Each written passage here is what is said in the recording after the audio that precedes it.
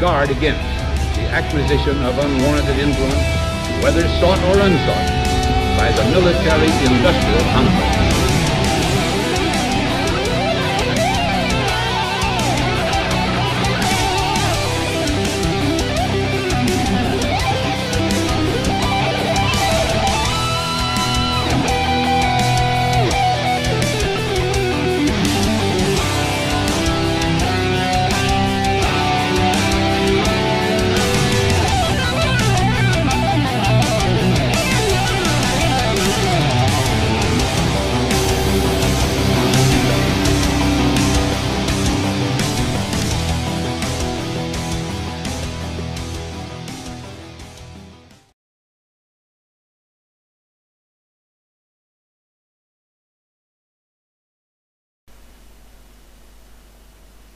Okay, we are live.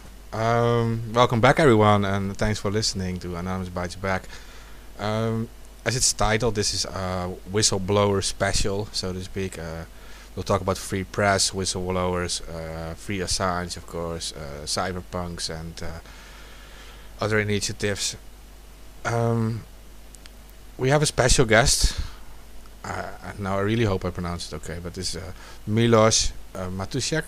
Milosz. Perfect. Yeah, I hope I so for that. Yeah, maybe we just jump in it. I tagged his account in the stream post, so you can just follow him if you want to learn more about free press and cyberpunks and free speech online. All these things matter to us, and I know to all of you guys too who are listening to us. I mean, pretty much every episode we talk about these things, but now we have someone in who knows a lot about this, and so welcome. Thanks for having me. Hi. Maybe we yeah, I was just gonna say, so tell us your own personal opinion and connection to Julian Assange's case and what you've been doing to raise awareness about Julian Assange's case.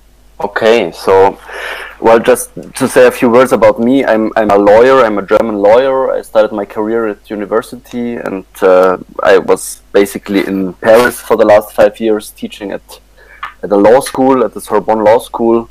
So that's where I got interested by subjects like torture, like human rights, criminal law. These are basically the fields I'm trained in, and I was always working as a journalist, like on a regular basis, but in a minor sense. And from this September on, I started to work at a magazine in Switzerland. It's called Schweizer Monat. So now I'm shifting from the legal into the journalistic field. And I learned about the case basically, I think it was soon after Nils Melzer for the first time raised his charges about psychological torture. So it was in May, I remember, 2019, when that was the case. I followed him on Twitter and Medium. I was a little bit astonished that I didn't read anything about these things in the papers. And then I forgot about it, because I saw basically, okay, journalists will do their job and they will speak out about it. Nothing happened. And I recalled the case, basically, I think like it was in June or July. And that's where I decided to write a column about it. I'm also a columnist for the main newspaper in Switzerland, the Neue Zürcher Zeitung, NZZ. And I've been a columnist for 5 years. I've never written about Assange before. And so I submitted the column like I do every 2 weeks or so. And it didn't went so well for the for the first time, I have to say. I have to say the column was quite harsh. I was very upset about this case. I thought that this is like one of the major topics right now. Let's say the relationship between the people and the state.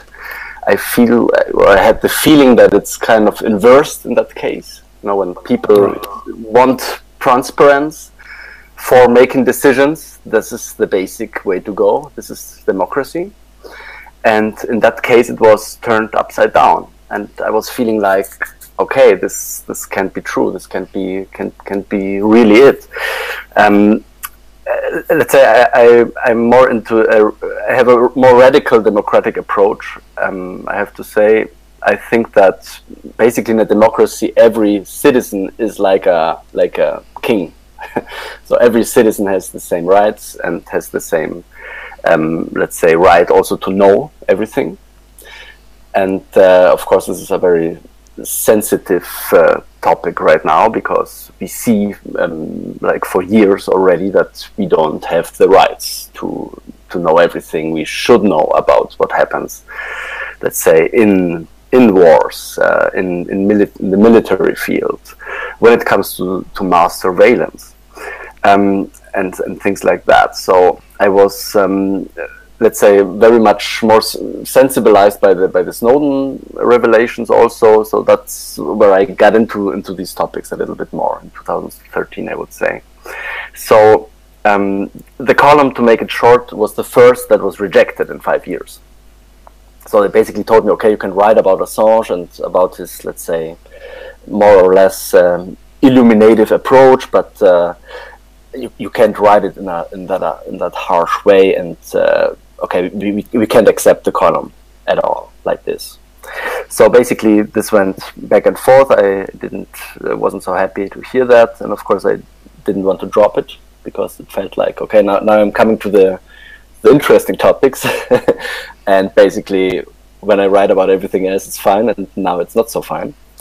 And so I stayed more or less rigid in that case, and they accepted to publish it and changed some stuff. It was okay. Finally, I was fine that it came through. And then I got contacted by some people, also journalists, who told me that, okay, oh, you're writing about Assange, and yeah, what is it all about? Because we don't read anything in the papers.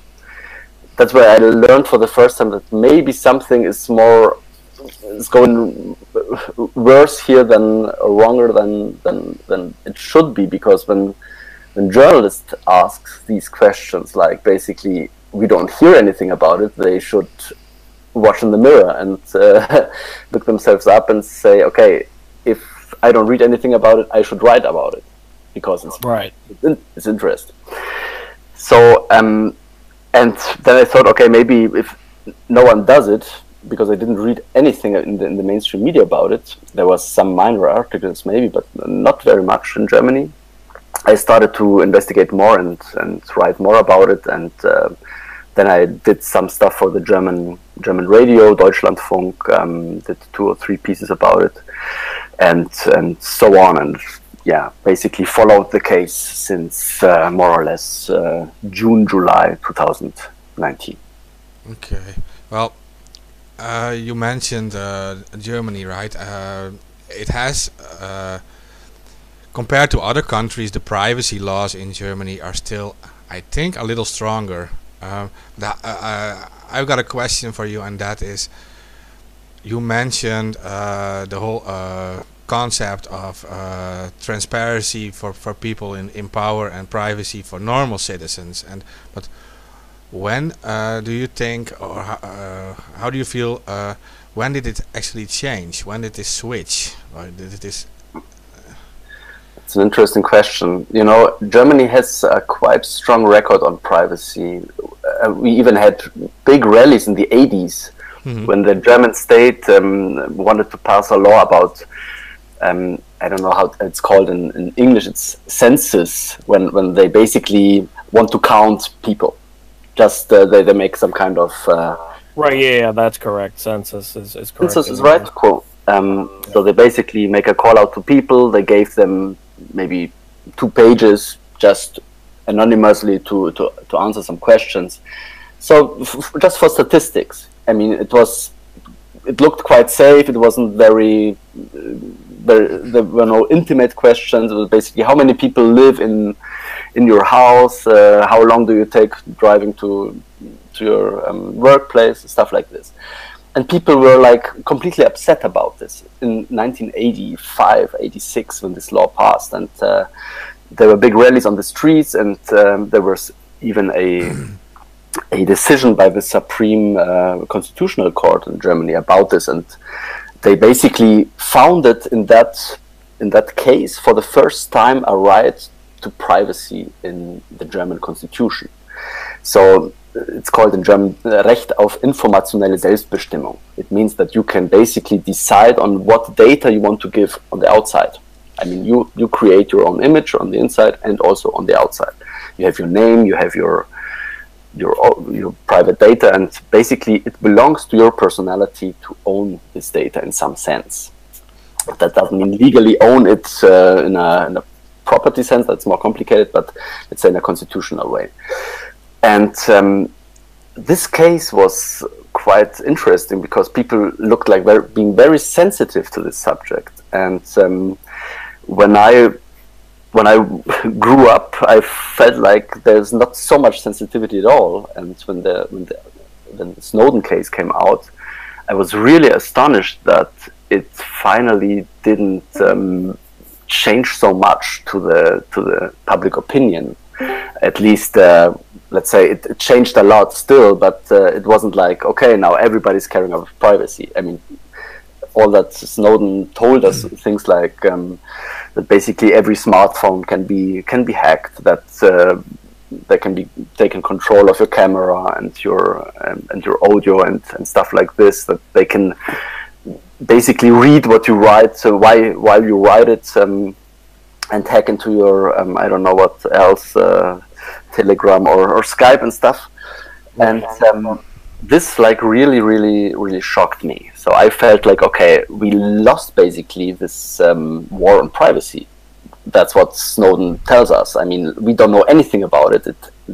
We need a whistleblower who takes huge personal risk to tell us about it, and it was not the press who told us about it first. Well, he did it through the help of the press, of course, but there were no journalists at the beginning like investigating those things so much. Well, a lot of what Snowden actually reported was already reported in the press years ago by other whistleblowers. But what Snowden really did is he gave the documents for it, right? So, like before, William Binney, he was a NSA whistleblower, and he said basically the same thing that Snowden did, that the NSA was spying, right? And before William Binney, we had the FBI Carnivore program, and I'm trying to remember the other ones. I can't off the top of my head, but there was a lot of different programs that came out in the 90s before Snowden and his leak. But yeah, what Snowden really did is he gave the documentation to show what they were doing and how they were doing it. Okay. And it was like, just to that I can learn also about it. What I thought was new with Snowden also was that he showed that there was this mass spying, or let's say theoretical surveillance of every citizen in the world, that the US could do it, and they do it. I don't know if that was out before. Maybe they could do it technically, but did they really do it before? I think there were some programs that Snowden really worked on, and he even, I think Heartbeat was one of those programs that basically they can get into every digital infrastructure of every citizen in the world. I don't know if that was, I thought that was new, but correct me if I'm wrong. Well, what Snowden did, he actually presented it to the public, right? And he actually he like threw it in all our faces. Well, previous whistleblowers, sometimes they just try to go to like the official ways of like go to like internal cause internal investigations, and then you see that they get arrested and they were put away and they were not able to get their message out. But the big thing, of course, with Snowden is he pretty much threw it all in the public, unstoppable anymore. Yeah, that's a good thing. Well, as far as I know, it wasn't all the documents that were leaked. The Intercept kind of played gatekeeper with those documents, which is a shame. And then, Glenn Greenwald gave back the access to the Snowden documents to Pierre Omidyar, the old PayPal guy. Mm-hmm. So yeah, it's an interesting situation when it comes to the Snowden documents. What happened to him? I think Snowden said that only like 1% or something was actually published. Of the Yeah. Mm-hmm. Okay, well, yeah. The Germans didn't care so much about it in the, let's say, on the political level. When Chancellor Merkel was confronted with the news that her cell phone is spied on, she basically like reacted like, okay, you shouldn't do that, and there was an investigation, let's say, on a parliamentary level, and that basically led to nothing. They tried to invite Snowden. I don't think it was such a good idea to do it at all, but basically it went to nothing, and people never learned about it. So we had the feeling for the first time, okay, we're going to barriers. So when interests of United States are concerned, the people shouldn't know everything. So this was a moment for me where I felt there's something broken in democracy right now. Yeah, there's something seriously wrong when it comes to mass surveillance and people having this ability to openly be able to spy on anybody they want in a number of different ways, using a program very, very easily. It's a scary thought. Yes, and I felt also like, okay, there has to be something, we have to oppose it in some ways. And I started to investigate it a little bit more, and I found the cypherpunks. And I thought, okay, finally there is a group there who cares about privacy.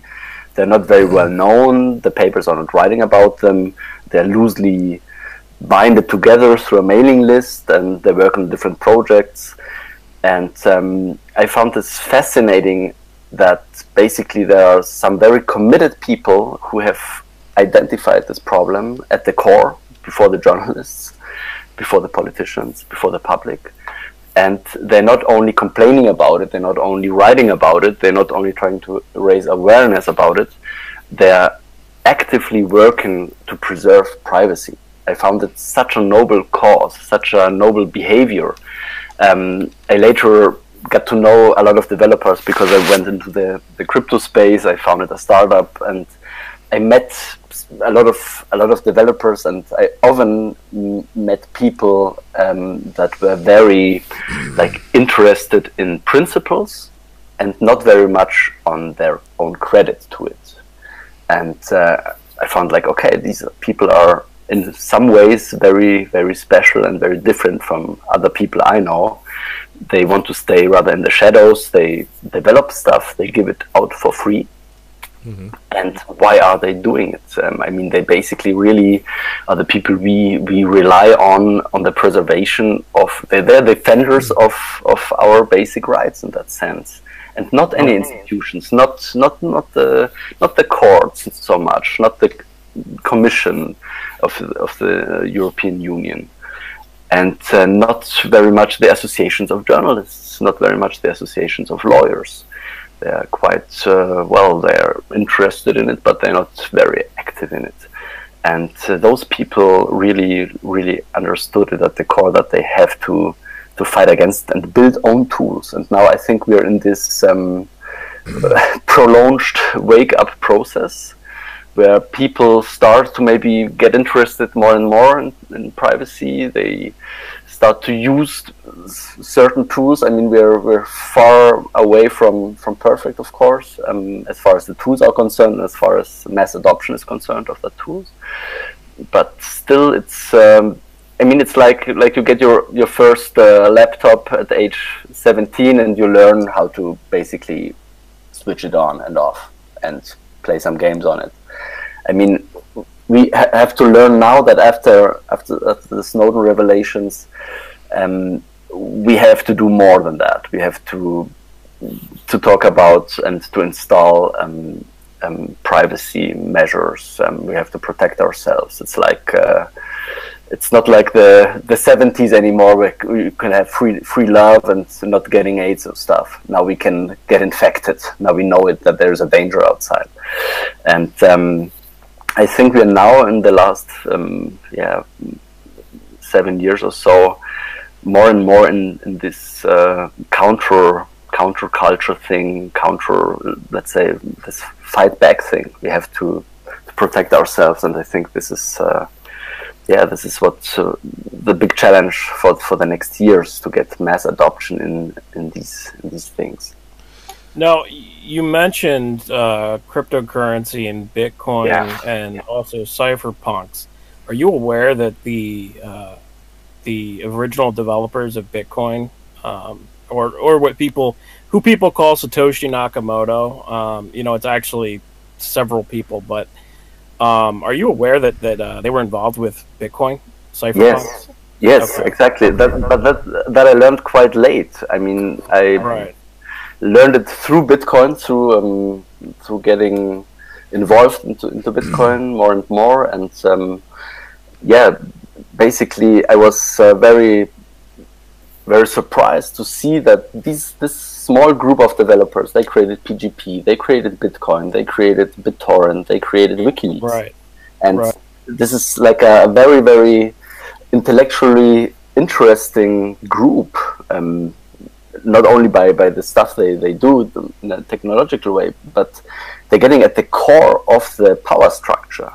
They're getting at communication, they're getting at money, which is also a form of communication, of course, and they're going into information, like WikiLeaks and transparency of documents about powerful people. I mean, this is like a very, very strong way to fight back, to get at the core of the infrastructure. Well, and Tim May, it's very powerful. Tim May, the founder, one of the founders of the cypherpunks mailing list, he died years ago, but basically Tim May was the guy who kind of developed the idea for digital money. A lot of people don't know this, but the seeds there for Bitcoin being created by the cypherpunks there's so many links there. If you just search and look into the cypherpunks mailing list, you'll see that there's literally a blueprint there for Bitcoin. Yeah, very nice. But these discussions were not always done on the cypherpunks mailing list. They were done also on this spin-off list called Coderpunks, but it was invitation only. Right.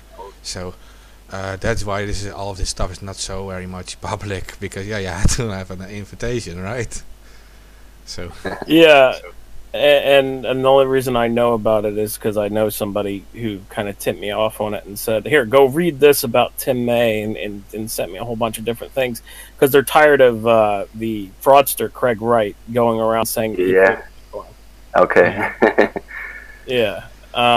So I think Craig Wright is a good personality to have in the Bitcoin space. Don't kill me off, but I think it's very good to have one clown and everybody thinks he's Satoshi, or people talk about him. It drives interest away from the real people. And well, he was also a member of the cypherpunks mailing list. Well, so everybody could. Yeah, Julian Assange is and Craig Wright go back years ago. Like, Julian Assange was bashing Craig Wright like 25 years ago, maybe 30 years ago. And then you look at WikiLeaks tweets at Craig Wright a few years ago, and it's hilarious because they're like calling him out, saying that he's a fraud, and like all this other stuff. So I mean, it's like they've been doing it for years. Like, those two have been going back and forth. Like, there's emails of them. Like, I could send all the emails and everything. I have all the evidence. That would be interesting to read. I would love to read it. Absolutely. Yeah, I'll send it to you, man. So this conversation is a little detailed about cypherpunks. I can imagine that normal listeners don't even know what cypherpunks are about. You can actually search. You can just search for cypherpunks, or a cypherpunks manifesto by Eric Hughes in 1993. But before that, you can. I'll just give like one sentence, and that actually explains pretty much what they are about, just for listeners, and I'll just make it quick. And it says, privacy is necessary for an open society in the electronic age. We cannot expect governments, corporations, or other large faceless organizations to grant us privacy. We must defend our own privacy if we expect to have any. Cypherpunks write code. We know that someone has to write software to prevent privacy, and we're going to write it. So that is pretty much what they were about in 1993, and if you want to find more about it, you can just search for cypherpunks online. There's a nice book also, I think, by Julian Assange, Jacob Appelbaum, Jeremy Zimmerman, about cypherpunks. It's like an interview book, rather. They talk. It's like they talk about a lot of topics, also about Bitcoin, privacy, of course, power structures. So. Right. Yeah, I mean, and like Assange, Appelbaum has been targeted very bad too, and he should also not be forgotten, because like the whole Tor network, it changed pretty much the world too for us. Absolutely, yes. Well, Tor was also originally a Navy project, and then they kind of took over the code afterward. But yeah, I definitely agree. Without Appelbaum, Tor would be nothing.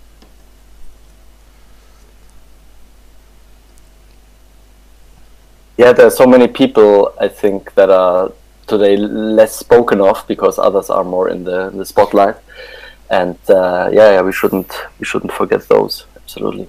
Yeah, because they like you said before, they actually chose not to take credits and all these things, and they went behind the scenes. But now, like when people like Appelbaum are getting targeted, then there is also a lot less defense for them. Well, they actually need all of us to help them.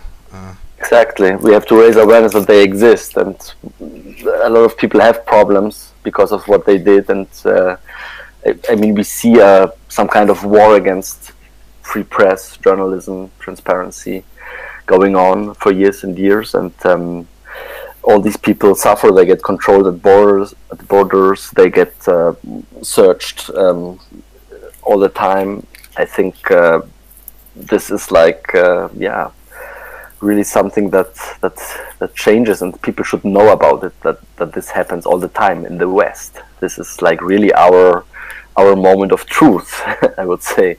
How will we go on the next years with that? Because and that's why the Assange case is so incredibly important, because this is really the tipping point. And what I find of course, this is a big scandal, and it's all that can go wrong in a process goes basically wrong here. It's not a legal thing anymore for years now. It's a complete political disaster, a political travesty.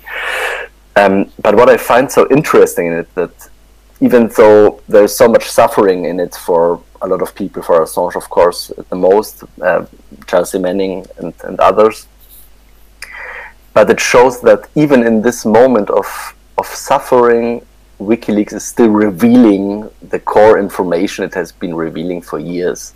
Like basically, there are powerful people and they do bad stuff, and we released it for the first time to show the public what it's all about. And now the public can follow it live at television all the time in the media, and seeing it, what happens to Assange.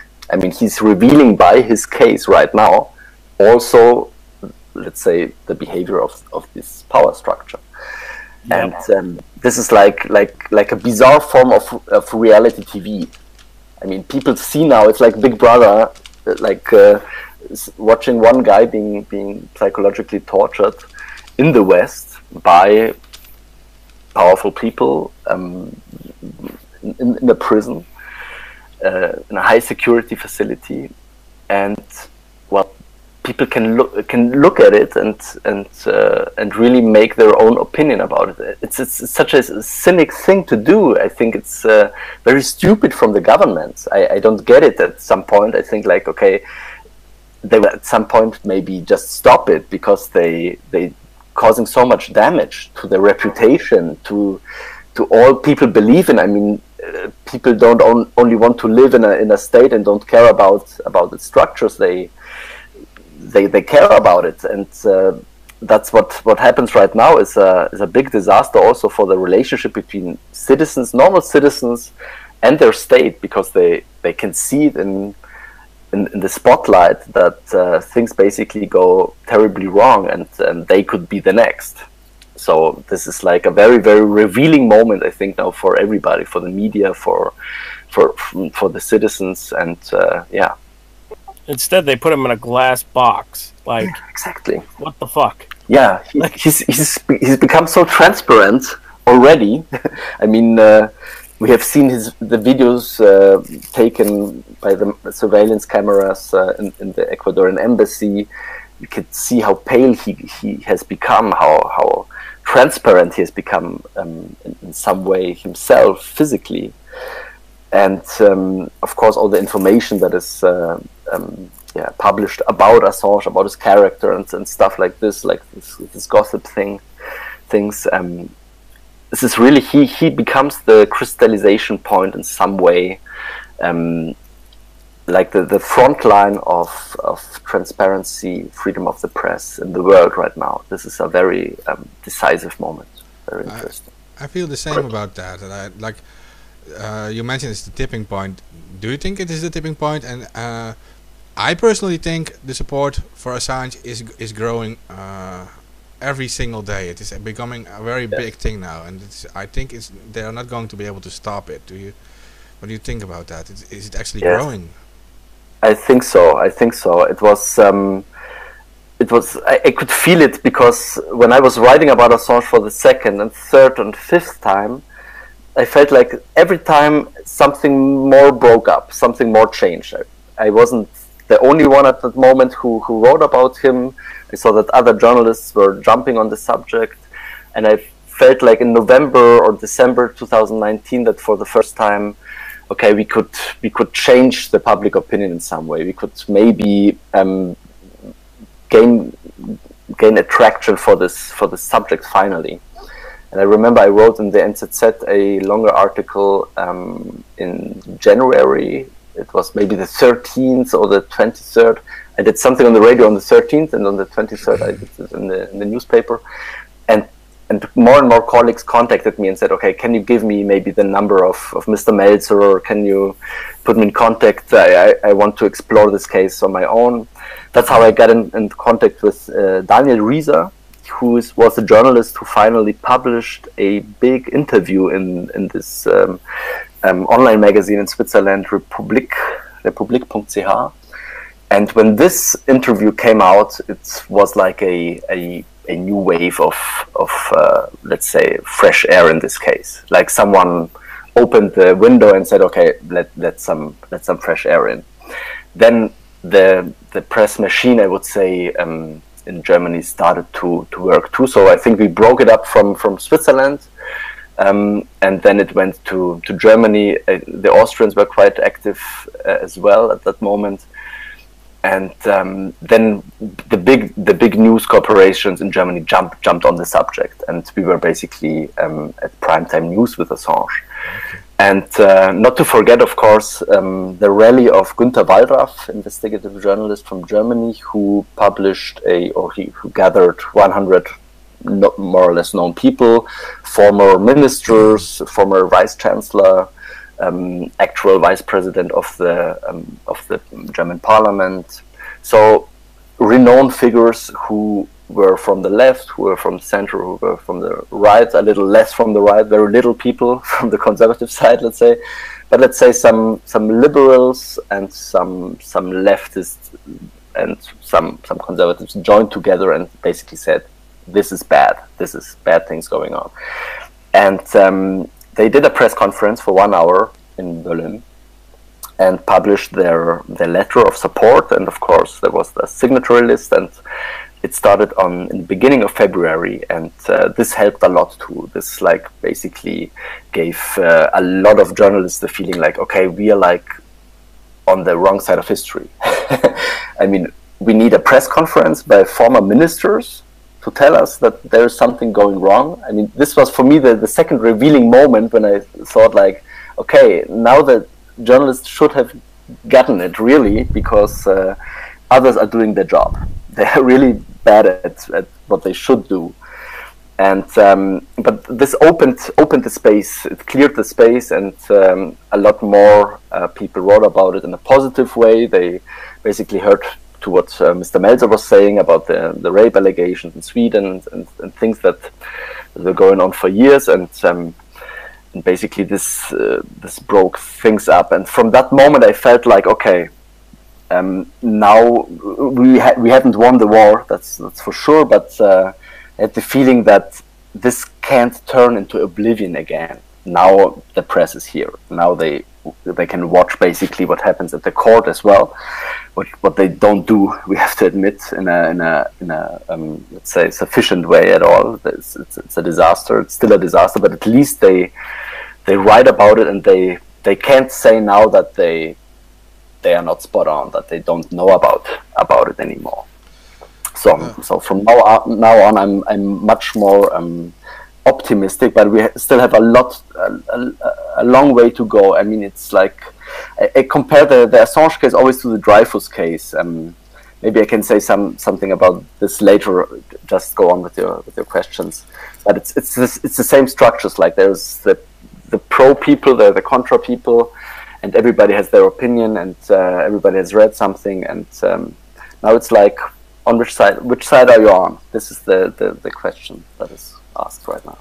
Well, I do want to give you guys a compliment, because you guys in Zurich did actually accomplish if I'm correct, by the way, that in Geneva they offered Assange now a temporary visa for medical reasons, right? Yeah, that's an interesting thing too. It's not yet fully implemented, of course, but there is a decision, that's right, by the Geneva, let's say, government. Switzerland, as you know, is very bottom up, so the cities, the cantons, the, let's say, regions are more powerful than the, let's say, federal structure. Mm-hmm. So there's now a decision by this this decision body of the city or the canton of Geneva. And when everything goes in the normal way, in the next days, the federal government will basically offer this humanitarian visa to Assange. So it's on invitation, of course, by Geneva, but it goes through the federal government, and it can be an offer. And this is a very exciting and interesting thing, because it can help to maybe, and I have this this strong wish, of course, and I'm quite optimistic even, that at some point this case will completely broke into pieces. I mean, it's already shattered, it's already rotten at the core, we all know it, but I have the impression that at some point they can't say anymore, we can go on with this like this so easily. It damages our reputation, it's basically lost in the public opinion. Let's drop it like this, and Assange is a wreck anyway, so let's put him away in a smooth way. Let's get him out of the spotlight. And a humanitarian visa is not an asylum. It's not an asylum for political reasons. It's only a humanitarian visa for health reasons. Mm-hmm. So in that sense, they could basically say, we don't say anything about the political and legal implementations. We just let him go away for health reasons. So that's where everybody can keep their face, let's say, in that sense, and maybe give Assange the possibility to go to Geneva. That's a hope right now. Yeah. It also puts. Go ahead. Yeah, no, about that. It also sends a strong message to the United Kingdom, because Switzerland, like the United Kingdom, are part of the European Council, where there are several human rights agreements. And if you give him like a humanitarian visa, it shows a clear message from one member state of the European Council to another member state that, okay, this is our opinion about it, right? Absolutely. And the European Council, the Parliamentary Assembly of the European Council, has already given out a strong message in favor of Assange. So slowly but surely the organizations are jumping on it too. We got Amnesty International quite lately, but but still, we're getting more and more, and this is a very, very good thing to see. But let's say on a level like the European Court for Human Rights, we don't have the time to wait till this court jumps in. It can take 3 years, 4 years, 5 years. What is important right now is to get Assange in a safe place, and where he can recover, and so where he can basically start living again and prepare normally for what will come in the next years. But I have the true hope that at some level, even in the UK justice system, I still have some belief in the justice system. I just can't imagine that a high court in London or a Supreme Court looks at the same case and doesn't say, "Oh my God, how the fuck did it come to me that I have to decide on this case? This case is so confusing and so dazzled and so rotten." So. And I truly can't imagine that a high court or a Supreme Court in the UK agrees on this extradition thing. I truly can't believe it. Otherwise, it would be really for everybody to see that the UK British system is wrong in some ways, and that's why the humanitarian visa is so important, because it can finally drop him out of this whole nightmare in a way that everybody can agree with. I think it also puts pressure. What I was going to say earlier was, I think it puts pressure on both the U.S. and the U.K. To drop this extradition request. Otherwise, then they're going to be extraditing a citizen with a humanitarian visa, and it's going to look bad for them, press-wise, very bad. It only goes worse for them. I mean, it's like. The earlier they get out of it, they can only win if they drop it as quickly as possible. In my opinion, of course, it doesn't go in that way, and the US are not acting in that way at all. And under Trump, I've never seen Trump like stepping back from one crazy idea that he might ever have had. And if he wants him, he will maybe go to the end. But at some point, I think this has to burst, and I mean, the pressure is there, and the pressure is growing, and the more pressure we can put on the streets, the better for Assange. This is truly the thing now. It's a battle on the streets right now in a democratic way. Yeah, it's a battle of showing presence. Yes. To show that we're watching. The whole world is watching. The whole world is watching, and that's why I make this parallel to the Dreyfus case. The Dreyfus case, I don't know if you're familiar with it, but it was a big scandal at the end of the 19th century in France. There was a captain from, let's say a captain in the French army who was of Jewish and Alsatian origins, and he was basically charged falsely with charges of espionage and of treason, and then was a showcase, and he was basically like banned on a small island where he starved for some years. Interesting. Never. There were like intellectuals jumping in it, on it slowly but surely. It was like in the Assange case, basically. And I think the Assange case is even bigger than the Dreyfus case. I will explain that later. But the Dreyfus case was like the first, let's say, revealing moment where something like the public, the Republican ideas, the democratic ideas truly were put to test. Because there was the army that was very strong. They put on let's say a secret trial on him. It was like an Assange case, basically. That's what he's waiting for at the US. And they made up documents and stuff, and so it was really, really rotten also at the core. And there was a famous writer, Emile Zola, who wrote a piece that was called J'accuse, I indict. and it was published on the first page of a newspaper, and it was a letter to the president of France, Félix Fauré at the time, asking for release and rehabilitation of Dreyfus, because this case is not a just case. It's basically a kangaroo court.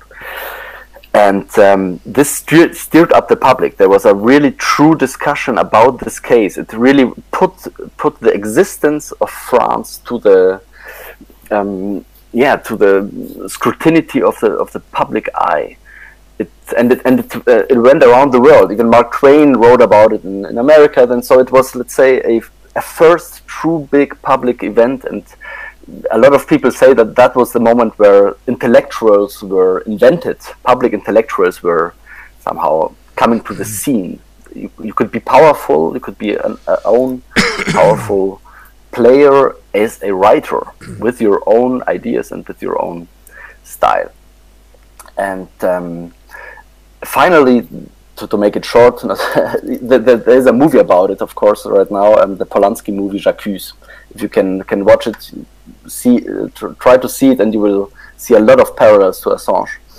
And Dreyfus was finally rehabilitated, so he was finally put back into the army, and he, was excused, and everything went fine. And Émile Zola, he died, and he was transferred to the Pantheon. So it's like the biggest reward you can get, to be at the Pantheon, where Rousseau and Marie Curie and other famous people of France are buried. So why is the Assange case bigger than the Dreyfus case? In my opinion, it's maybe not yet the public opinion, of course, but I think it's bigger because at the Dreyfus case we saw a conspiracy at the core of the army. There were some people like conspiring in the Ministry of Defense or Ministry of War at the time against Dreyfus, and there was a strong anti-Semitic let's say atmosphere also in France at that time. That's why Dreyfus was an easy victim. They could blame him with everything because the public was against people from Alsace, because it's like very near to Germany, and they were against Jews in the public opinion. So they could charge Dreyfus easily, and no one was caring so much. But Dreyfus wasn't a hero at the beginning. He wasn't a hero at all in this case. He was just let's say, a victim. And what we see in the Assange case is that Assange did something. He brought transparency to the public. He informed us about what was going wrong in the last, since 2006. And that's what he was charged for. And not only by some powerful people in the United States, but there was also Sweden implicated. There's now United Kingdom implicated. There's Ecuador implicated. Australia isn't doing anything, so or very little. So it's on a higher level. It's a scandal on a higher level because it's more like a sort of conspiracy or a collusion between states to just get one man down and silence him and make an example for the whole world to see that this is what happens if you tell the truth, if you bring the facts, the information, which powerful people don't want to see published. And I wouldn't underestimate it. When we look at how the Dreyfus affair went for years and years, this could be truly something of that dimension. And I think it's even bigger in let's say in a world where communication is as easy as it is today. This is a case that everybody will follow from now on, and I think it will become very, very big. Yeah, and what is also very similar is against Dreyfus. The press was like also making up. They had a very bad role in it, right? They were like, writing so much lies, so many lies and things about him. Yeah. Also anti-Semitic, right, back then. Right. Like and it was like, it was the same structure. Like, if a guy isn't made sympathetic to the public, you can basically, do everything with him. That was made with Assange on purpose, with his rape allegations. So what the Jewish origins and the Alsatian origins were to Dreyfus, are the rape allegations to Assange. Basically, it's like a, I don't know, like a rotten coat you put on, which stinks, and nobody sees you as a human. They only see you in the stinking rotten coat. Like when you look like a bum, people won't be so sympathetic to you as if you look like someone who's working at the city in London who has a tie on and stuff like this. So basically, by changing the image of a person, or like using the bad image of a person, you can dehumanize people, and that's what happened to Dreyfus, and that's what's happening with Assange as well. Yeah, that's like the CIA's like favorite thing to do, is dehumanization of somebody, and we saw that a lot with Assange, and not just the rape case, or I'm sorry, rape allegations. That it wasn't a case; it was allegations. Put that out there. But we also saw that the CIA was trying to push that Assange was a pedophile, using a front operation named Todd and Claire that they ran out of a garage during the 2016 election. And this is when the whole DNC leaks thing was happening. They were trying to counter the narrative by saying essentially he's a pedophile, and that Assange was talking to some like underage girl using this quote unquote dating website named Todd and Claire. But then you look at Todd and Claire, and it's just like a front operation ran out of a garage, and it's an obvious CIA operation. Okay. Wow. Yeah, well, anything what they can do to make a person look as bad as possible, especially because this case involves this whole extradition situation that will cause, if Assange gets extradited, will cause that other journalists can also be extradited. So you want to make it as unattractive as possible to defend him, Exactly. And the whole Me Too thing, of course, helped them in some ways, because at that time public opinion was very much more in favor of women, of course, and allegations by women, like asking women tough questions about their allegation was considered in the public opinion rather like some kind of offense. And let's say for a time through this Me Too movement, the victim side of the women was made much more stronger than the let's say the other part of the story told by the guy. And we saw some famous cases also in America. There was this case at a campus where I don't remember the name of the girl, but it was a girl that got famous because she came with the mattress to the campus, like showing this is the place, the bed basically I was raped on.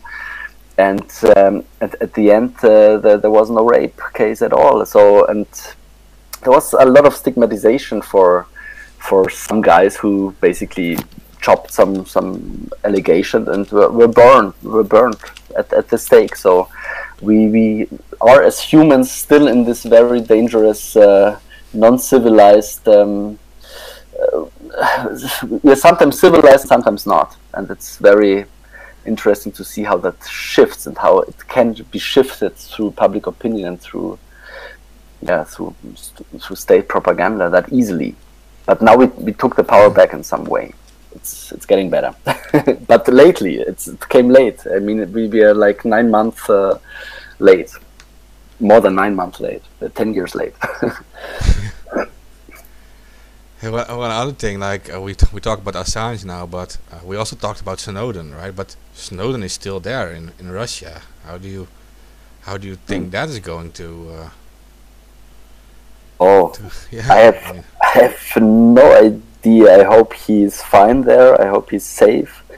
I think he wants to go somewhere else as well. I think it's not the best place to be right now. And of course, he's an asset for Putin in a way that he can basically trade him for something else. I mean, Putin is not a reliable partner, maybe in that case as well.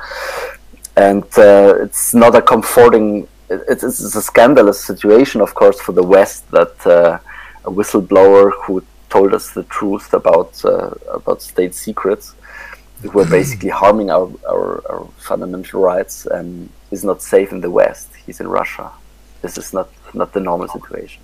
It's funny you brought that up, that Putin basically could use Snowden as a bargaining chip, right? Yeah. Because Putin actually said that before in 2017 or 2018, that him and Donald Trump were discussing trading Snowden for something. I mean, Assange is a, how did you call it? A chip? A trading chip? No, not Assange, Snowden. Yeah, Snowden, but you use the term like bargaining chip or something? Yeah, bargaining chip. Yeah. I think he's Assange is the same, but for Johnson. I mean, after Brexit, they have to renegotiate all their commercial contracts. So it makes UK much stronger when they have Assange, and they can use him in some ways, and he's used. Absolutely, he's used. And Brexit didn't make the position of the UK that stronger. It made them more, let's say, dependent on the United States. And well, this is like basically this is the Middle Ages. I mean, it's like there are two kings, and they bargain with people and with rights and public. This is completely wrong. Yeah, it's corrupt. It's very corrupt, and I think that this show trial that we're witnessing with Julian is very riveting and revealing, because I personally think that there was already a deal made for Julian's extradition, and whether they go through with it or not, we'll see. But I think that this show trial that's going on at the courts is just really ridiculous, and especially saying that he can't listen to his lawyers and he can't talk to his lawyers, and you put him into a glass box. Like, that is absolute tyranny and insanity. Yeah, these are the points where I really don't get their point. I mean, what do they want to try to prove or to show? They're only showing to the public, this guy won't get a fair trial. We want to show you. If you do it, you won't get a fair trial. But this can't be the message. I mean, this message is so blatantly offensive to every citizen in the Western world that they're doing it so openly that really, I don't get it. I mean, I understand that they surveil the embassy and stuff like this going on, and try to poison him and everything else, but that's what I would expect. But when it comes to trial, to justice, to publicity, I thought they would behave in a different way. I mean, this can't go on for a long time. I mean, this is really a disaster. And legally, there was so many things that went wrong. I mean, only one of those 20 things that went wrong or more would be enough to drop the case. I mean, and they're just accumulating it. And that's really crazy. Yeah. Well, AK just said, like, maybe there is already a deal. Maybe he will for sure be extradited or whatever. But I discussed with a Dutch journalist, and he actually suggested that maybe this is already the punishment, and they already know they're going to lose, and this is a scare tactic for other journalists. This is like that's a good point. I would agree on that. I would say that at some moment, even if we get him into Switzerland for this humanitarian visa in 1 year or 6 months or 3 months or 2 years, they have what they wanted. They have basically smashed one guy, the head of WikiLeaks, and maybe he will have health issues he will not recover completely from, and they will have brought him down in some sense at the maximum they could do without killing him. And it's possible that the longer this trial goes on, they basically are feeling like they're on the winning side all the time, even if all they're producing is like a bag of shit from a legal point of view. Yeah, because like, even like other journalists, maybe they won't even fear like the whole extradition thing, but they will already fear this entire part of being like, yeah, exactly. Yeah. Even if you can get justice at the end by the European Court of for Human Rights, it will take you 10 years of suffering. Yeah, This is the message. I mean, this is like, yeah, absolutely. I agree on that point. It's a very, I think it's a good point. Yeah, and they also, while he was in the embassy, they were beaming various different frequencies at the embassy to tap into his electronics. So, you know, those frequencies, doctors have said, can cause lasting health problems because it was constantly happening to him. And on top of that, I mean, you have somebody in asylum being spied on by UC Global and the CIA. I mean, like, it's absolute insanity. It's like, you know, it sets such a precedent, this case, that if this is allowed to continue, right, other people, other journalists will then be allowed to be treated like this. Yeah. And it's crazy. It's like he was attempted, killed multiple times through poisoning one way, and another way was there was a discussion that his lawyer said recently in the court that the UC Global founder and the CIA discussed attempting to kill Assange and kidnap him. Like, and there was a attempted break-in in 2016 where somebody tried to climb into the embassy, right? So it's like all this type of stuff. You know, if you report on military matters or expose government corruption, you know, this is what you're going to get. That's really what they're trying to send as a message, I think. Yeah, and the message is out already, I would say. The chilling effect is already here. So the longer they go on with it, the bigger the chilling effect will become. Even though, I mean, the European Court for Human Rights, he doesn't interrupt let's say, a proceeding. He only gives a declarative, let's say, judgment at the end that this state acted in a not acceptable way. That's it. And maybe he will get some money or so, but it's no high sums. He will get maybe 20,000 euros or so for what he has suffered. But this can come in 5 years. So basically, what we see here is that a openly non-legal behavior, or let's say, a behavior that is at far beyond the limits or far beyond what would be proportionate. I mean, keeping him in this glass cage is absolutely not proportionate. He's not dangerous at all. It's only for not making him follow the proceedings in a normal, decent way, and for speaking with his lawyers. So, I think the chilling effect is already here. This is I have a question for you. In regards to that glass box, right? Now, I'm not familiar with other like EU cases and stuff like that. Do they do that for anybody else besides Julian Assange? I've never heard of that. I've never seen it, so I don't know. Oh, I'm just curious. Oh, I can't even answer it in a good way, I think, because it's possible that it's been used for terrorist cases in the UK. I've never seen it in a German trial, I have to admit.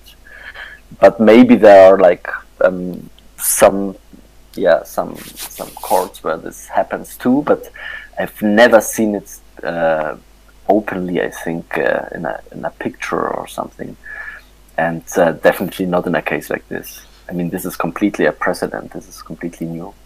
Because we had photos. I've never seen it either in the Netherlands. No, I've never seen this either, and I have never seen it in Germany. In the Netherlands, no.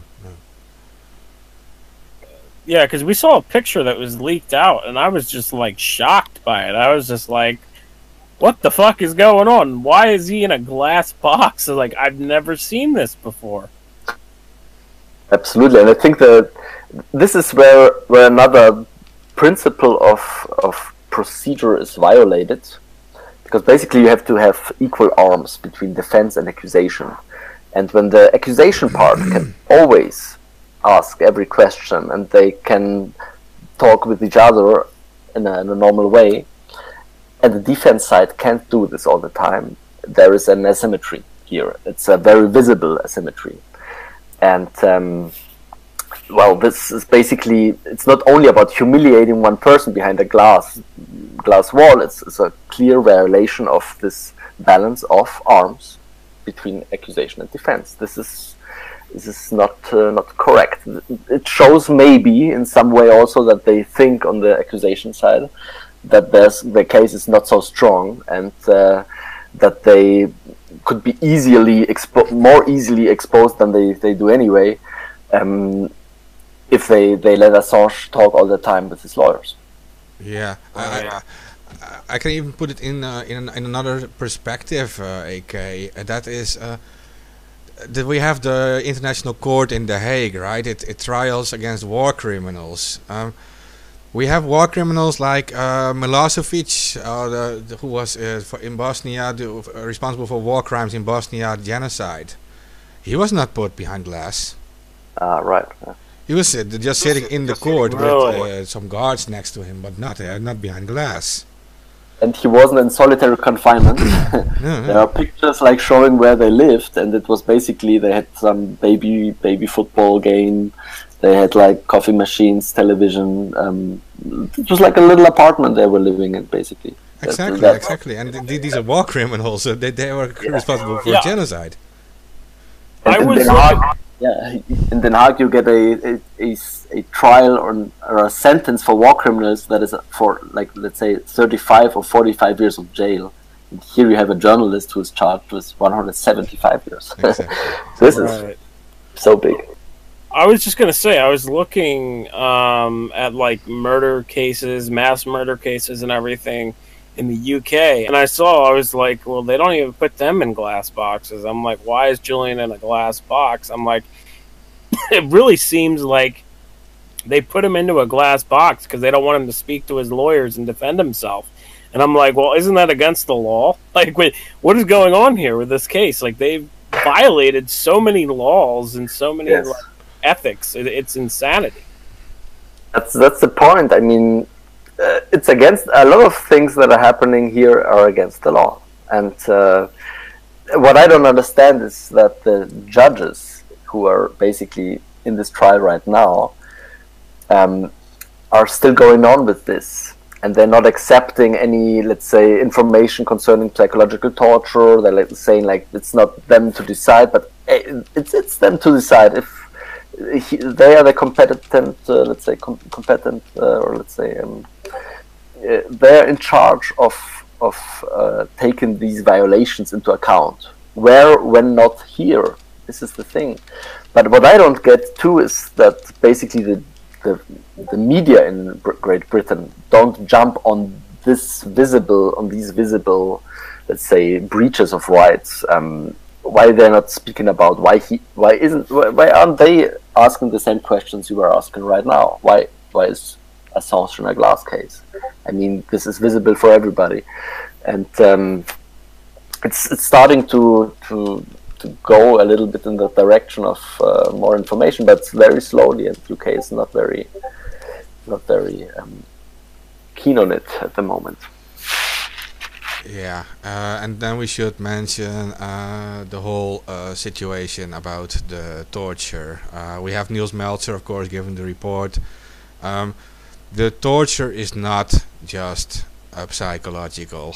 The torture is also physical, because we had a guest in from Doctors for Assange, and so this is coming from a doctor. She's actually a doctor, and she said to be like exposed to continuous stress and this form of psychological warfare against him will releases this stress hormone, right, called cortisol, and it has a very damaging effect on your body. Yes. In many different ways, by the way. It reduces your muscle tissue, for example. You literally become weaker, and to combine this with putting him in an isolation cell where he can't get the movement he needs, this literally has an effect on his body, like he's losing muscle tissue, for example. Absolutely. And I think it's an important point to point this out, because when you speak about psychological torture, people think, okay, it's less intense. It's not as bad as in the Middle Ages. They don't put people in some, I don't know, cages, or let's say torture them in a way that they bleed or something. But you have to really say it like you do it. That psychological torture, of course, is a way to torture physically. It's just a way that is not so openly visible. That's let's say a technique to mask the real torture behind it.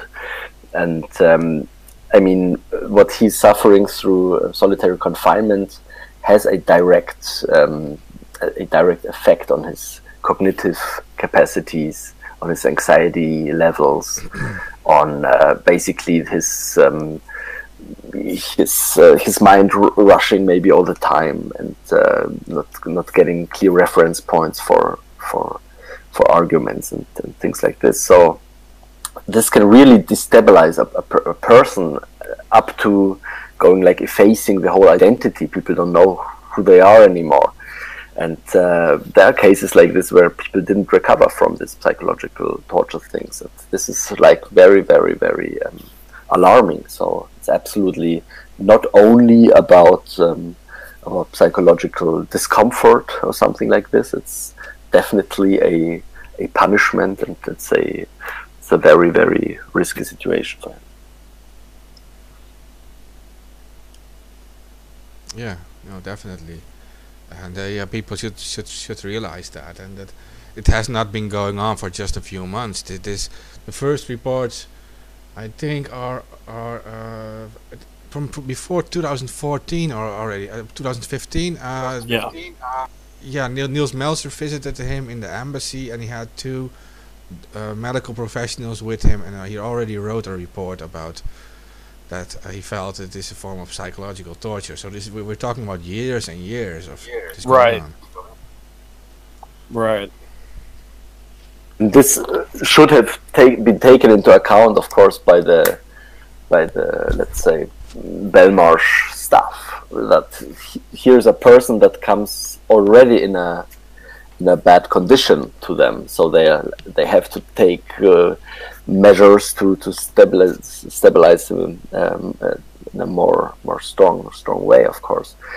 And but what was also interesting is that from a legal point of view, if a person comes in a, let's say he comes out in a worse state, in a worse physical and mental state, out of a, let's say, legal state facility than he came in, it's the charge of the state to explain that he isn't worse because they acted in some inappropriate way. So this is also something that could finally also come out at the level of the European Court of for the Protection of Human Rights. Well, Belmarsh Prison is known as the UK Guantanamo Bay. Yeah. Are there some other cases where people basically, I don't know, maybe lost their mind afterwards after being there? I think I heard of something that I didn't investigate. Yeah, there's some cases on that, and there's some cases on people being tortured there. Okay. In which way? In a physical way also, or is it like the psychological physical way we were talking about before? I'm not 100% sure. I just know that there was torture that went on there. It was a few cases that I read about. I don't know too much off the top of my head. Just that it did happen. And there was allegations, like a ton of allegations from different prisoners. Well, yeah, they do have like a history of imprisoning people without much evidence. That is what a weird thing. Like I'm reading, like just because of this, I was just searching for it, and I found like an article from 2005 where where they detained 3 men without these were terrorist suspects, and they didn't have any evidence to detain them at all. It's from the independent.co.uk. So and there was like a big scandal, and they were released afterwards. They didn't have any evidence against these guys. They were just held in Belmarsh as terrorist suspects, and there wasn't anything much against them, according to this article, by the way. I mean, torture still exists. today, normal states, I mean, like Germany, France, UK, they're getting judgments basically from the court, from the European Court for Human Rights, that they have acted in a non-appropriate way. So these things are known. It's not like this happens for the first time, but it never happened in the UK in such a visible way, I think, and in a highly public way also. And what I find interesting is also that a lot of people think that it's an idea of Meltzer that Assange was subjected to psychological torture. They always or often miss out that he went there with two specialized doctors. Exactly, and it was their report, and they examined him in a distinct way, and they came to the same conclusions, that he was submitted to psychological torture. So it was the two renowned experts who have been researching for 25 years in that manner, that are really, really experienced people and highly regarded, and they would never jeopardize their reputation for Assange just because it's Assange. Not at all. They did it in a normal way. And what I find really blatant is that so many people, or so many also politicians, who don't react on these charges. I mean, like, they are not nearer to the case than these doctors. They're two renowned doctors, experts, who say it, and people or some politicians just react like, okay, it's no big deal, no information that I should react on. I mean, right. This is like really, really bizarre in some ways. Yeah. Isn't it like strange too, like considering the whole virus epidemic right now, that politicians don't seem to listen to doctors? We have doctors for Assange. There's a letter they signed. They created a letter where they supported these findings of him being tortured, etc. That it's very unhealthy situation, and that letter was signed by now over 150 different doctors from over 18 countries. That's cool. I hope the lawyers will also jump on it. I think there's also already a list also by lawyers, some even highly regarded lawyers from the UK and Germany, who have signed a letter too. So I think it's now starting to come from all different directions, and it's important that those groups, those associations, jump on the train. They are highly regarded. Often they have some reputation also in it, and if they show a high concern about this case, and more are doing it, this can truly help as well. Yeah. Yeah. No, you're right, and it was a good example that what you mentioned, that the politicians don't really listen to the doctors yet, but so they actually might listen to people from their own profession. So other politicians, right? They need to speak out more, and and legal people with a legal background for sure, lawyers and judges. It also shows that the public knowledge about things like psychological or white torture is still very, very little, very small, very low, and I hope that this doesn't help Assange so much yet, maybe, but I think that Assange helps the subject to get more into the spotlight as well, because people don't realize that those torture measures were made to not be seen, that they are like the new way of torturing people, the torture 0.0 thing. It's just an upgrade, and people have to sometimes maybe be remembered about this, that this was made on purpose, that it was discovered, I think it was in Guantanamo, it was the even psychological associations from the United States who worked with the CIA on these programs. I mean, it's a very big scandal also for the whole profession of psychologists in America, that they gave basically their knowledge to these to these torturing measurements. This is like a big fail. I mean, it's a time we live in where we see fails all the time, right? Journalists fail, psychologists fail, politicians fail. It's just like if we don't care about it, we as citizens, the big fail is coming, I think. But I hope we are waking up right now.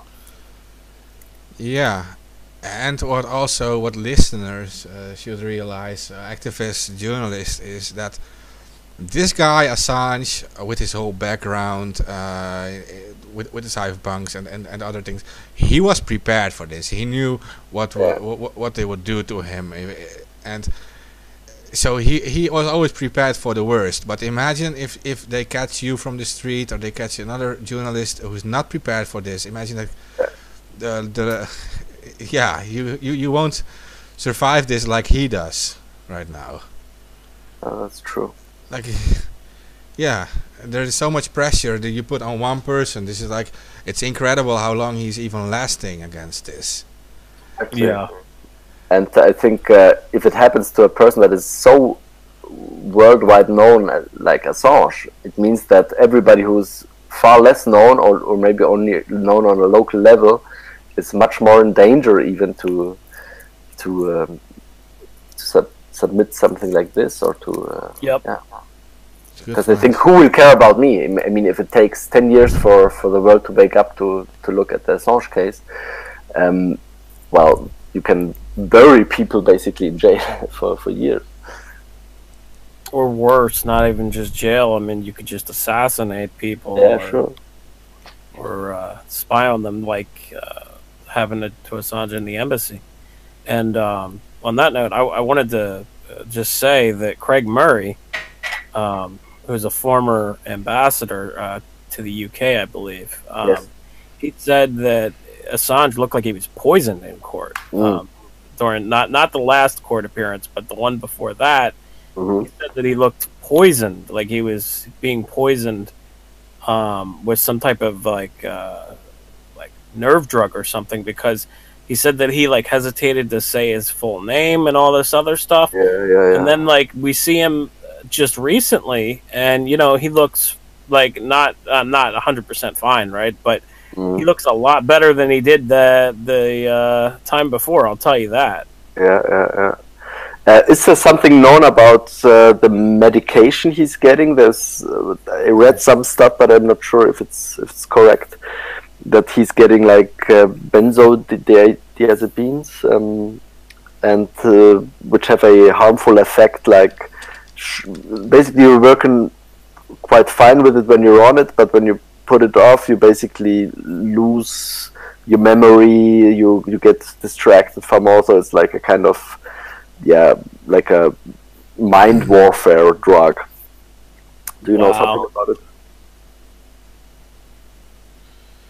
Yeah, that was one of his lawyers did say that he was on medication, and it was like you're saying a benzoate, but I don't know exactly which one, but it does affect it. But like also like the lady from Dr. For Assange said, like the stress can also cause this entire thing. Okay, that you literally like it damages your brain in such a level. The cortisol hormones, stress hormones, and on like a very long exposure to it, can actually literally shrink your brain. Is what they would say in medical articles. Yeah. That's what's dangerous too, and it reminds me of the Stasi in the GDR, in the German Democratic Republic. This secret police. They had measurements like these too, so they basically they got intellectuals, they put them on hearings in their facilities, and they let them wait for 4 hours in a cell. And what the people didn't know was that they were basically put on Röntgen rays all the time from both sides. And after 4 hours, the guy came back and said, "Okay, we have no charges against you, you can go home." And 2 weeks later, he was arrested again and submitted to the same treatment. And those people got cancer after 6 months and died 9 months later. So there are many possibilities to really crush people, and when these allegations are true that he was put under medication in a which can be harmful, this raises another question about these things, and if they did it on purpose, just to harm him in that way also. So yeah. The shocking thing is that this is all happening in front of us, and exactly. Yeah, and it's like it almost becomes like normalized now. It goes on, and it becomes such a long process that we're accepting that this is happening in front of us, and that becomes very weird. It's very weird if you just sit down and then stop reading everything and then just think about that one thing, that you just see a journalist sitting like that there. He's not a criminal, and they actually are aware of this, that he just did journalistic work. And that to me is very, very, very shocking personally, because like we pretty much do the same thing. We also do journalism here. I mean, yeah. Yeah, right. Yeah. Like we're not talking about we're not talking about a murder. Like he's not being accused of murder. He's like, no, he was publishing on a platform, and everything was delivered to that platform. He was not doing anything illegal.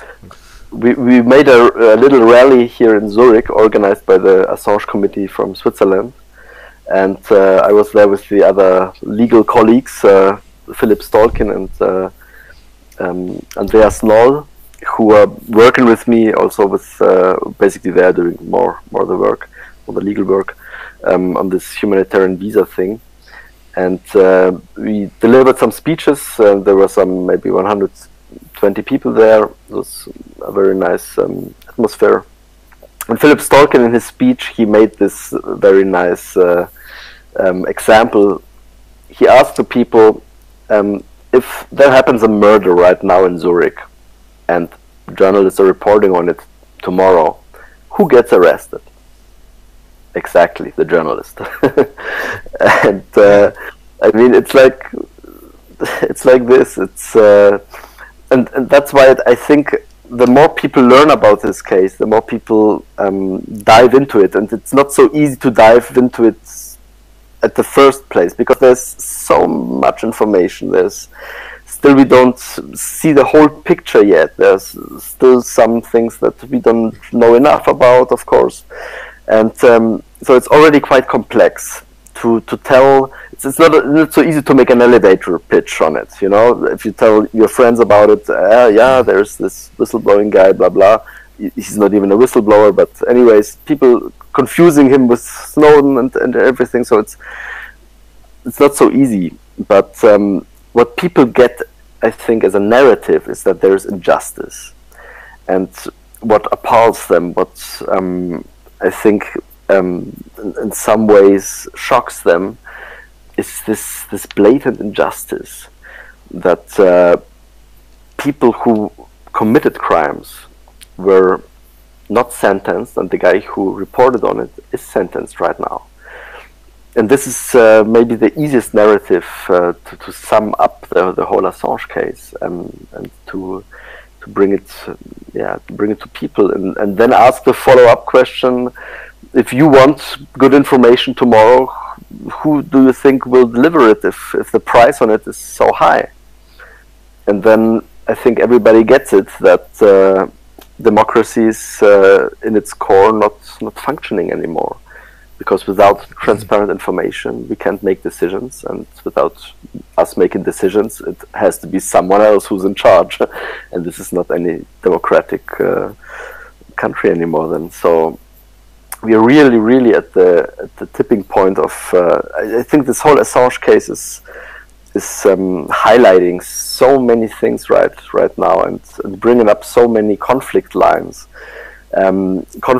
we haven't investigated enough in the last 10 years as citizens, and it's now coming up in a very, very condensed way, and it's so important to watch all the steps now very closely, because it's so sensitive, and we can so easily gets slipped off the edge, and then it will be very, very difficult to recover rights. I mean, if you don't fight for rights, you lose them. It's like liberty. It's like something that like a muscle. You have to train it in order to keep it strong.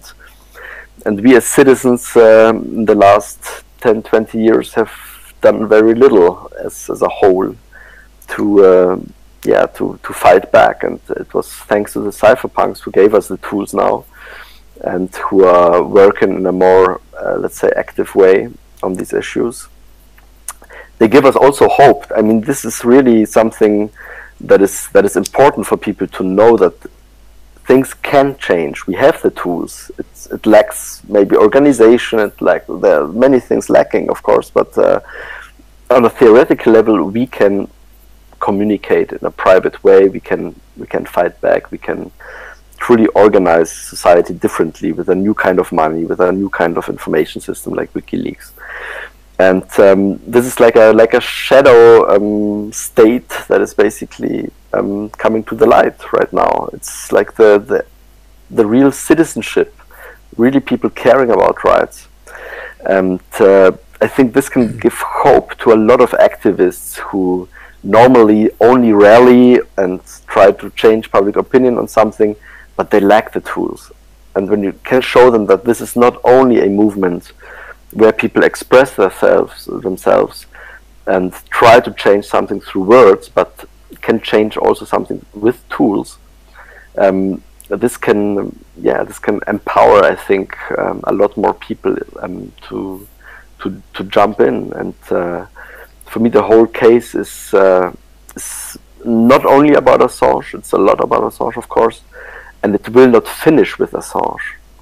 So even if it goes in the most worst direction possible, I think that's why I think they won't kill him in the end, because they would make a martyr of him. And they already wrote it in the Stratfor files, I think, that were published by WikiLeaks as well, that it would be a bad idea to make him a hero, make him look good, and make him a martyr, because that would steer people up in a much more bigger way.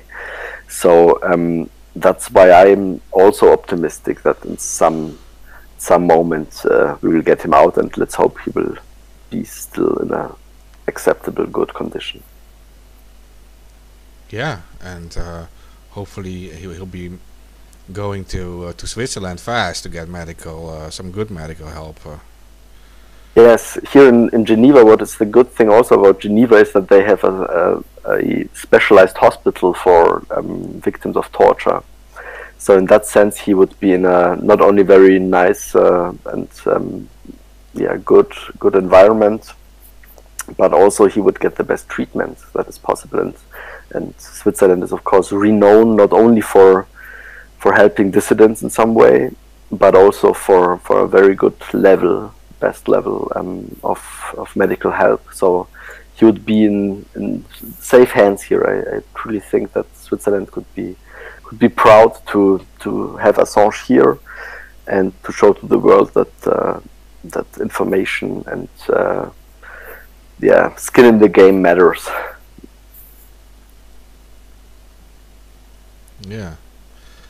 Yeah, and I agree with you, and I'm also hopeful about that. This case, and now it does finally get attention, the subject of free press, and how it needs to be protected, and you could look at it from the positive side, that it finally gets the attention from the general public, that they are now realizing that this battle is actually going on, and that it has been a battle behind the scenes for a long time, with the whole cypherpunks, and Snowden threw it in the public, but it was just it's tuned down after a while again, and now it is like we're dealing with this every day, and it becomes bigger and bigger, and now maybe finally we reach this point that the general public now is going to say, like, it is now enough, right? It is. And it's not a one-time story. I mean, the Assange thing is not a one-time story. And the Snowden thing wasn't a one-time story too. So people learned about it in 2013, then they learned about it later on. Journalists reported on Snowden. Now Snowden put out his biography, Permanent Record, a very nice read, very interesting, very exciting, and it's still a success. So they didn't forget him. I mean, this is important to see in a positive way also, that I mean, you say if you want to get someone interested by a subject, you have to talk to him in 10 different ways about it, and again and again. And I mean, this whole privacy thing is so difficult to sell to people, because, like, saying if people don't care about their own information because they think they have nothing to hide. You can't get them to this sensibilization phase. But the more they hear about it, and the more they see how information, if it's not preserved by them, can be used against them, I think we can break new dimensions in this whole privacy discussion, and we can get it on a more mainstream, broader level. I know it won't be the biggest mainstream level ever, probably, but especially the younger people, I think, the now Generation Z, 18, 20, 22, are more sensitive to these subjects, I think, than the millennials were. So I consider myself still as a millennial. I got 40 today, so now I think I'm almost out of the range. But yeah, it's how do you see that with the younger kids? Do you think they're changing, or are they as stupid as the millennials?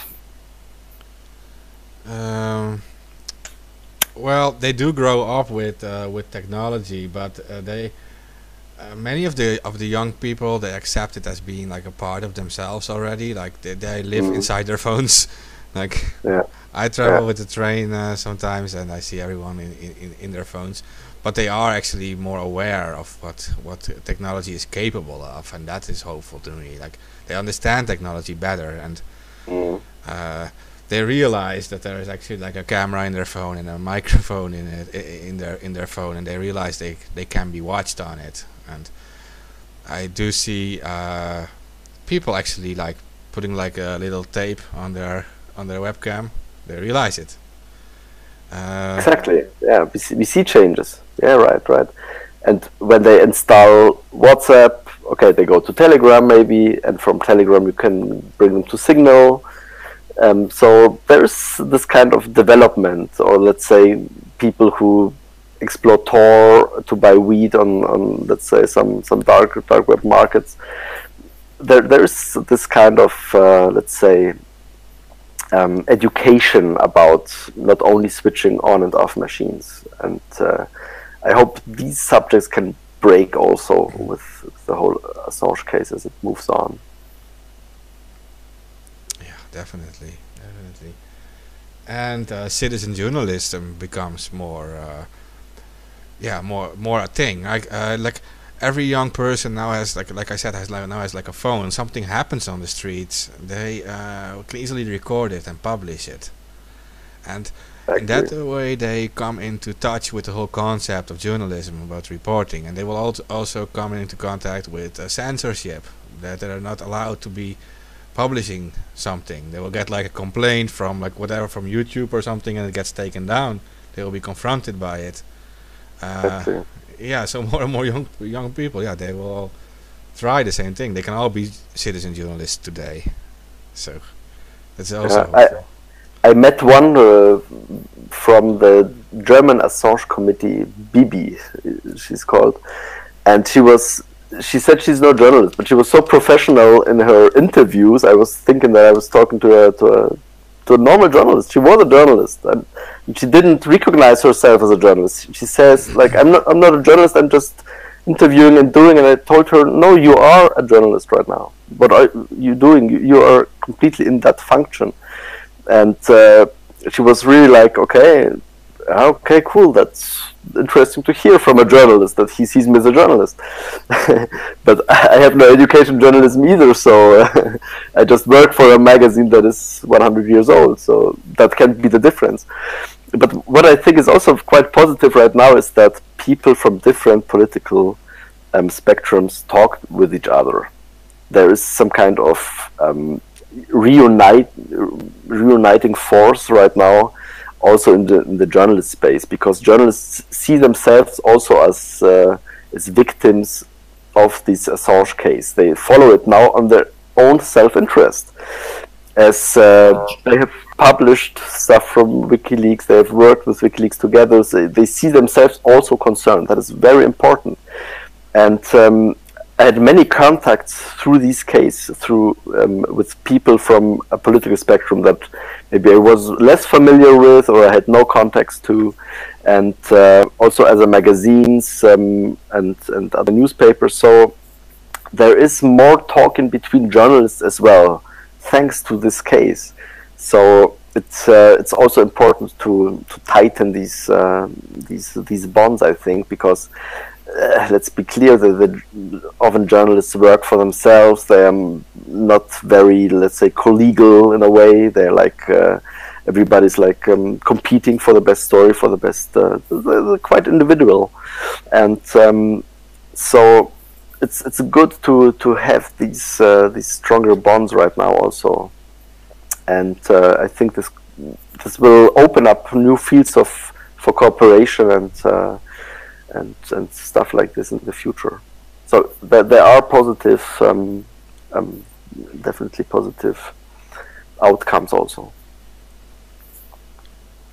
Yeah, and I do see social media and people making their own blogs. It becomes more important, I think, to journalism, because like I saw, like personally in my own country, that the mainstream journalism, like the radio stations, they didn't do so well with reporting this whole situation. They either they didn't understand it or they didn't want to understand it. Like one of the biggest radio stations, it was reporting about Assange being trialed, and they were repeating the accusations, but they were not repeating the defense, right? They were saying like, yeah, he's being trialed. It's being said he's a hacker and he hacked into the United States, and they were not repeating the defense. They were not repeating the full story. And I was like, I was thinking about this, like, you realize you're talking about, like, he is literally now your only defense. He's a journalist like you. He's there for you right now. You're on trial right now there. Exactly. And why are you not reporting what should be reported? Because this might be the most important thing for you ever. And then you see the social media and you see just like normal people, and they read about this case and they read for 5 minutes about this case and they already get angry. Absolutely, and we have to give credit to the, let's say, alternative media, the people, citizens, radio stations, the small blogs and stuff. They were following this story for years, and they reported on it. Katie Johnston and a lot of other people, and they informed us. And they created their own public also through this, and they gained credit through this because they finally broke a story that was taken over now more by the mainstream media. So they showed that there is a true function to them, that they have a true value, and I think it also maybe can bridge a little bit the gap between mainstream media and let's say people's media or citizen media and alternative media, because there is still this very, let's say, elitist, posh, we are the journalists and the others not thing. And I never had this because I never considered myself primarily as a journalist. I wrote books before and was more a publicist in a way. And so I always had this, let's say, external view on journalism, and I saw it in a critical way too. And now I am a journalist, but I feel like I work only for the people, for the readers, and I consider myself also a reader, so I try to publish stuff that I think I would like to read.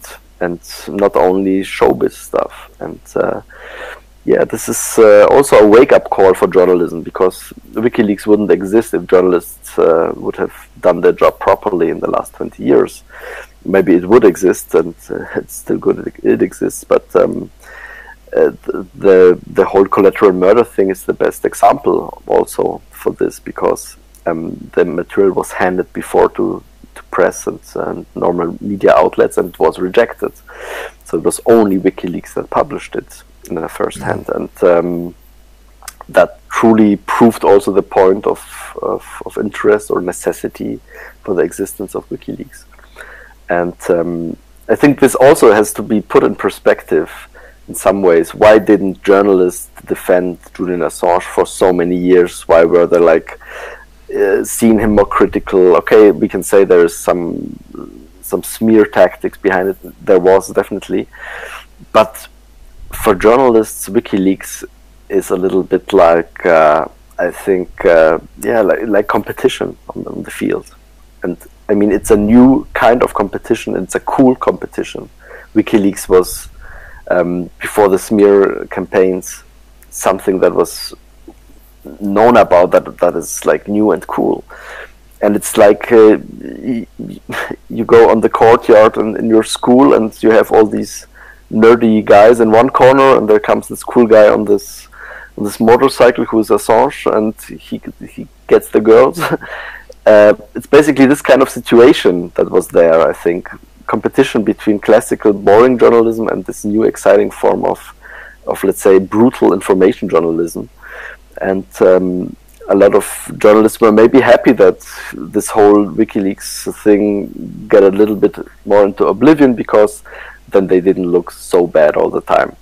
And well, I think we should come over these things quite quickly in the interest of everybody, and work more closely in a new kind of journalistic way, I think. And when I think of all the information that are still on the WikiLeaks servers that have never been taken into account by journalists who were not really worked into stories, and I mean, there's a treasure lying there for historians and for journalists right now, and it could show the world in a really new picture.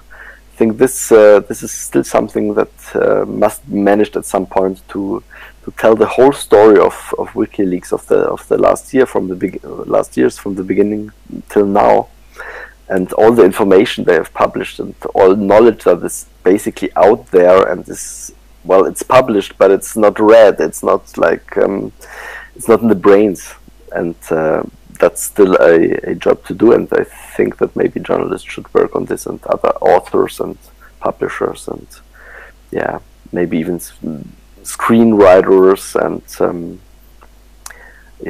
romanciers, novelists, and so on. And in that sense, it is interesting that some old media are now starting to emulate WikiLeaks, in the sense that they are also implementing software like SecureDrop or Global Leaks. Yeah, exactly, yeah. And the word leak has become something cool. They use it all the time. They leak, crypto leak here in Switzerland. There was this firm, the Crypto AG in Zug. They called it the crypto leak. So the word leak is also something that they're not taking over from WikiLeaks. Yeah, and I think soon we have Euro leaks coming up with Yanis Varoufakis. Exactly. I think today, no? 10th of March. Right. Yeah. I'm looking forward to this, because I met a journalist from Spiegel some years ago in Paris. I don't remember his name, but he's a very famous journalist, and he worked on this subject. He delivered some information about this background negotiations when the Greek crisis came up, and he was soon removed from Spiegel. He was too hot of a journalist at that time, but he made a documentary. And I would very much like to know his opinion about this, what Varoufakis is going to leak in the next days. In which sense it is complementary, in which sense it's maybe different. And we will see the whole picture soon. Yeah, that's very interesting too. Yeah, it definitely is. Yeah, I mean, Varoufakis, the whole subject about what happened in Greece back then, it is a little underrated. It should all be exposed to this, because this is going to be a very, very big, and I'm hopeful for that too, and I'm very excited. Yeah. Do you know more? Tell us more. Can you make a pre-leak? Well, I do know something about it, but we could talk about this for hours, I think, about the Greece subject. But well, I don't know if listeners know who Yanis Varoufakis is, but he was the former finance minister for Greece, and during the whole crisis in Europe, Greece was kind of like forcibly financially enslaved by the European Union, so to speak, by the northern European countries. An IMF. Yeah. Yeah. Basically, Greece was a country where people lived without having like mortgages on their house. Everything was paid off. It was very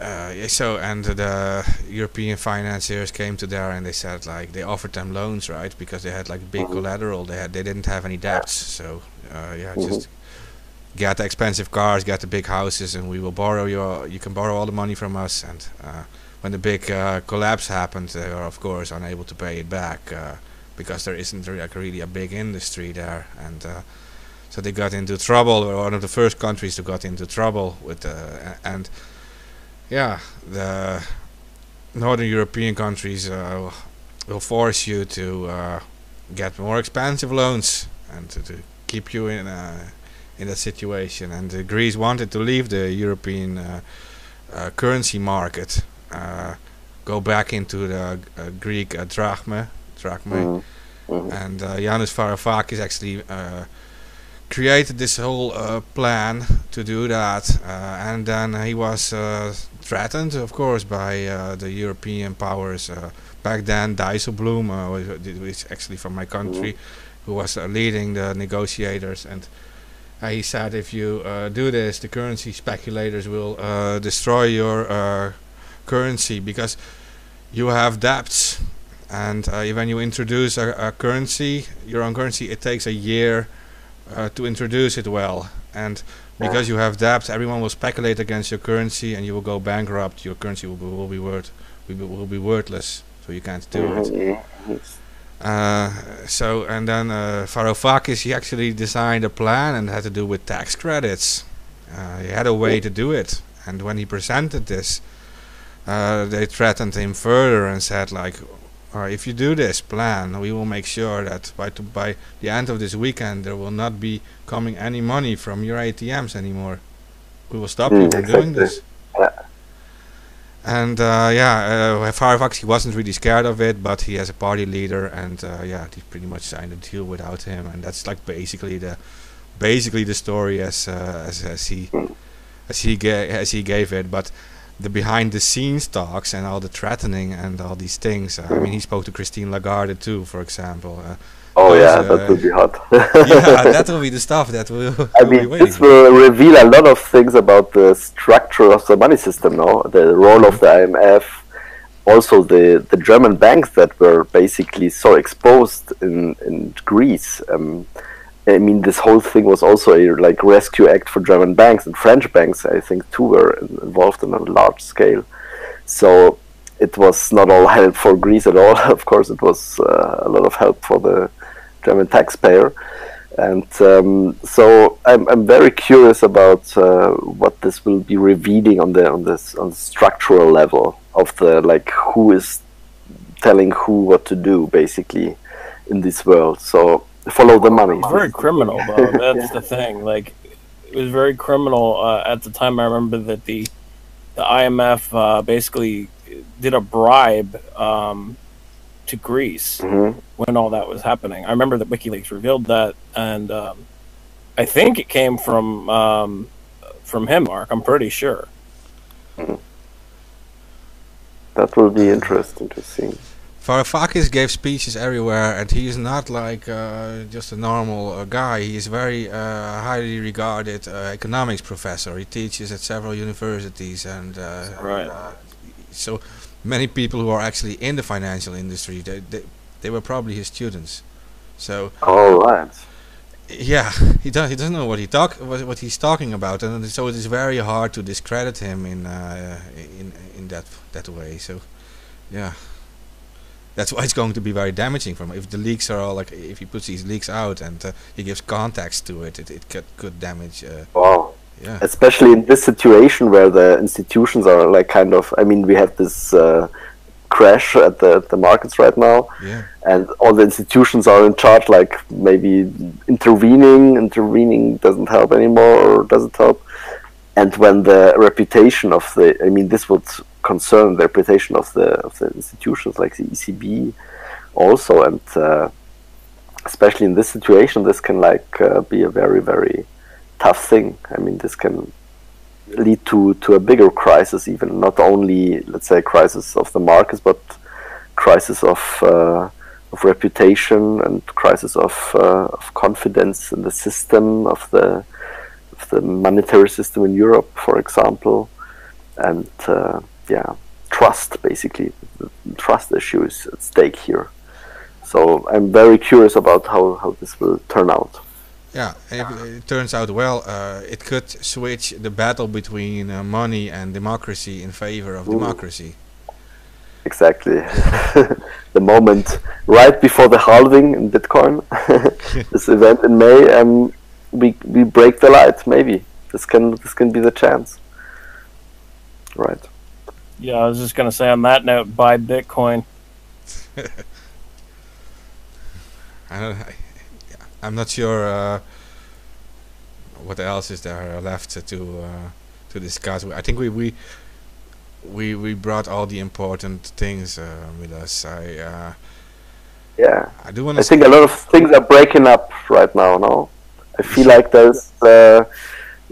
It's a revealing moment right now. It's maybe a historical moment we will be living in the next month, and we'll right in the storm, I think. And it can go both ways. It can turn out badly. It can turn out very nicely and very smoothly in the end. And but it's a tough way to go. Still, I think you shouldn't underestimate it, and we should talk more and organize more together. Hey, and you write for the Schweizer Monat, right? And also for Right. NZZ. NZZ, Neue Zürcher Zeitung, exactly. Yeah, and for people to follow your work, what's the best thing they can do? They should follow you on. Oh, Twitter is okay. Yeah. Okay, on Twitter. Okay. Okay, well, for listeners, we have his account tagged in stream posts. You can follow him there and like find all the work he's doing. Very active in the fight for free press, and so it is worth it to actually read all these things. I'm not sure. Like, do you want to give? Is there something you want to tell listeners that they what they should do? Like, you have an advice for listeners? Oh, well, I think the public that is listening now is maybe much more experienced already in those things, but if people don't know where to go to maybe learn about private communication and learn about the tools that are out there, they should look up for crypto parties. That's what I tell all the people I know who don't know anything about these things, and just learn about it. Learn about Bitcoin. Learn about WikiLeaks. This is, I think, one of the main movements right now in the world that are changing things. And learn about the cypherpunks. Learn about what is at stake here, and learn the tools. Yeah, that's a very good point.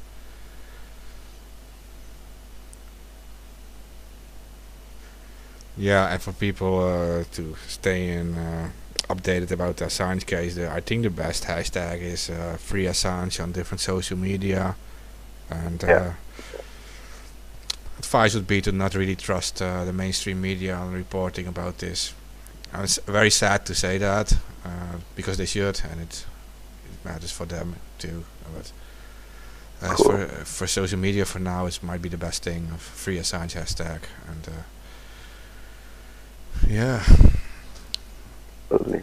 I do want to say, like, we should follow up on this episode in the near future, Milosz. I mean, look, we have the. Let's do that. Yeah, no, we have, like, we just discussed, like, the Euro leaks and everything. I mean, you're also in this area, and it will be very interesting to, if all these things are released, and to actually discuss about that too, I think. Yeah, cool. Absolutely. Okay. Let's do it. Okay.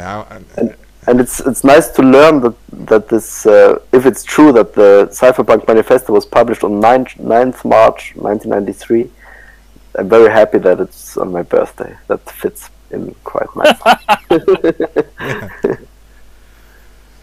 I saw it on your Twitter, that's why I mentioned it. That's funny. Yeah, it is true, actually. So I was 13 years old. I should remember what I was doing there, but I think it was nothing with computers, more with bodybuilding or I don't know, cars. I think I was a little too young too back then. But yeah, no, it's true. No, I want to thank you for coming on anyway. Just appreciate a lot for you coming here and giving your pleasure. views. And yeah, we will surely follow up on this. And for listeners, cool, and maybe see you in the future in a physical way too. Yeah, of course. I think we're not done yet with everything here, so we'll probably have some massive street protests coming up. Yeah, that's maybe the next step to go. Yeah. Yeah, for listeners, I want to ask, please share this around. That's you understand. That's what we depend on. Like we are still dealing with shadow bans, and we are dealing with consistent social media censorship on a number of different subjects, and it will inevitably include the subjects we talked about tonight. So you guys can share it around, and that makes the biggest difference for all of us. And thanks everyone for listening.